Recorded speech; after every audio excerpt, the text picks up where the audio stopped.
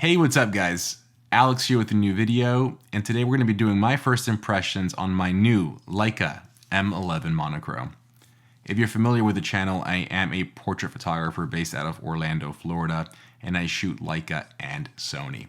I picked up the new Leica M11 Monochrom on launch, as well as the new Leica 50mm Summilux, and I've had this combo now for about 2.5 weeks. So this is definitely not a review, but more of a first impressions. As soon as I got the camera, it kind of lined up perfectly with a trip I had planned to New York. So I used this camera in New York for some street photography, and then I've been using it for the last few weeks. So here are my first impressions.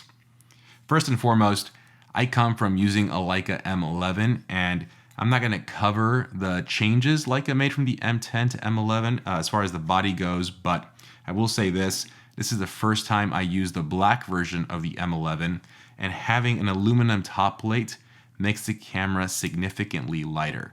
I mean, you see it on paper and you see it on the specs, but using the camera, it makes such a big difference.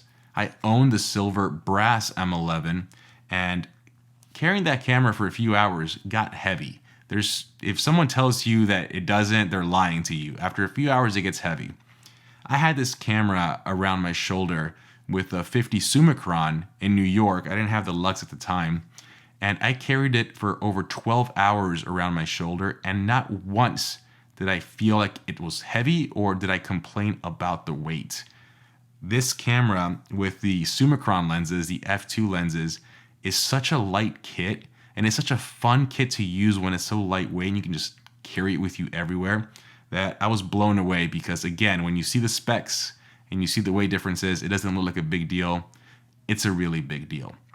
But moving on, the M11 Monochrom really changes the way you shoot. You got to really change your perspective and your approach in a lot of ways. First and foremost, with black and white sensors, you got to be very aware of your highlights.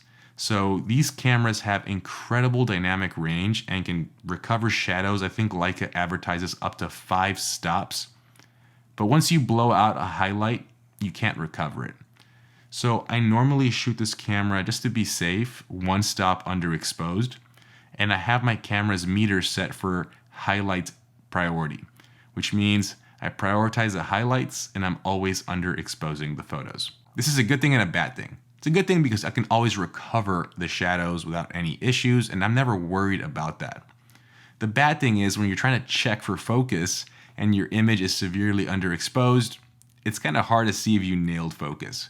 Do you always have to underexpose 1 full stop? No, you don't. I just like to be safe, and I know I can recover 1 stop like easy, so I do that, but it does make the checking for focusing just a bit harder. I think the second thing, it changes the way you shoot because you no longer have to worry about ISO. What do I mean by that? So the M10 Monochrom was, I think, game-changing for low light, and the M11 Monochrom takes it to a whole new level.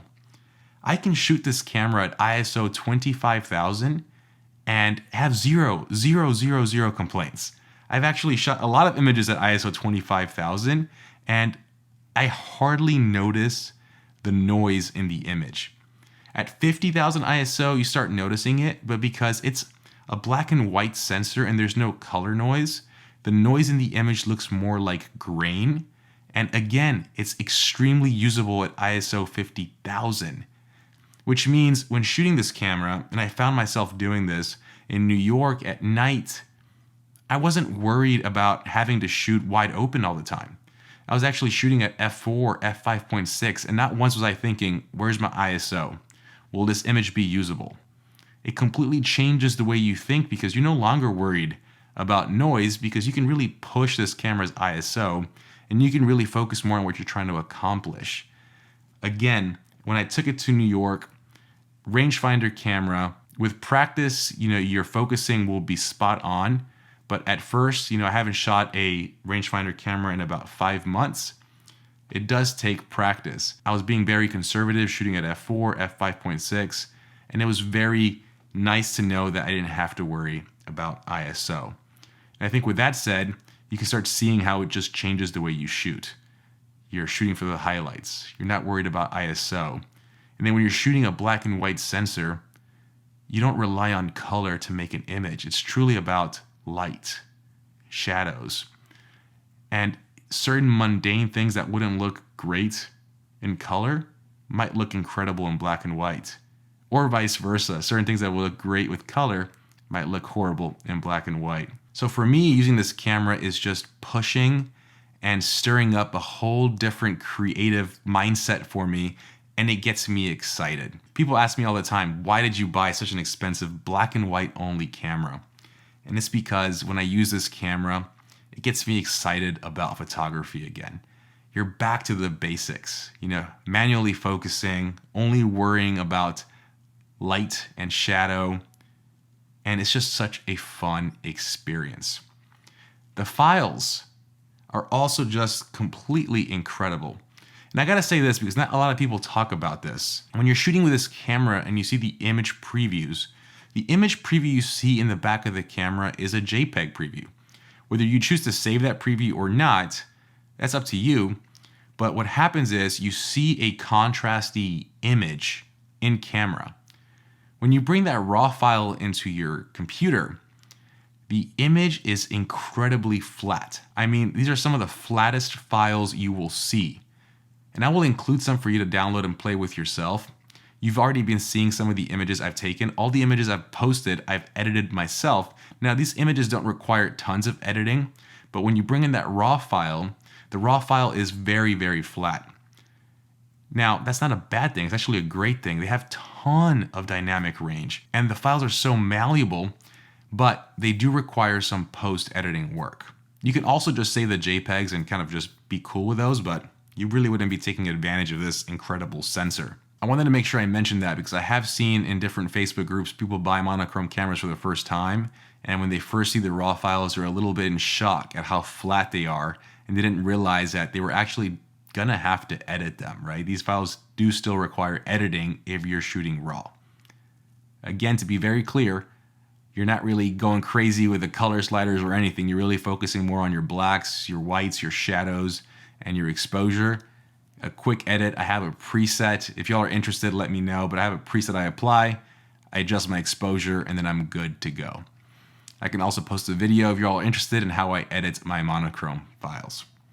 But all in all, after a few weeks, I'm loving this camera, I'm loving the experience, and I'm loving how it makes me feel. And I think that's the most important thing with cameras in today's age. Like I mentioned, I shoot Sony as well. I'm actually filming this video on a Sony a7R5, and this Sony a7R5 might be the best technical camera I own. It has the best autofocus, the image quality is incredible, the Sony lenses are, dare I say, perfect, but I don't enjoy using the camera.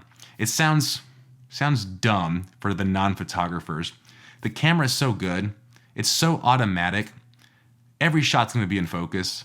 I don't even have to, I can just close my eyes, point the camera, take a picture, and I know that it's gonna be in focus. The dynamic range is gonna save me, and I can crop and adjust anything and have an image. And as good as that is for working professionals, and for, I think, if you're doing weddings or images that, you wanna get perfect every single time, it takes the fun out of photography. It almost automates it, in my opinion. So shooting Leica just makes me enjoy photography again. And that's why I own this M11 Monochrom. And that's why I also own a Leica SL2S. They require more work. They require you to be engaged. They require you to do things, to be the photographer. And that makes them special. So all in all, I'll continue to put out videos on this M11 Monochrom as I continue to use it. But for now, I wanted to share my thoughts, share some images, and of course, bring you this content. If you like this video, guys, please like it. If you have any kind of requests or anything you want to see with this camera or my SL2S, also let me know down in the comments below. And as always, I will see you on the next one. Have a good one, guys. Peace.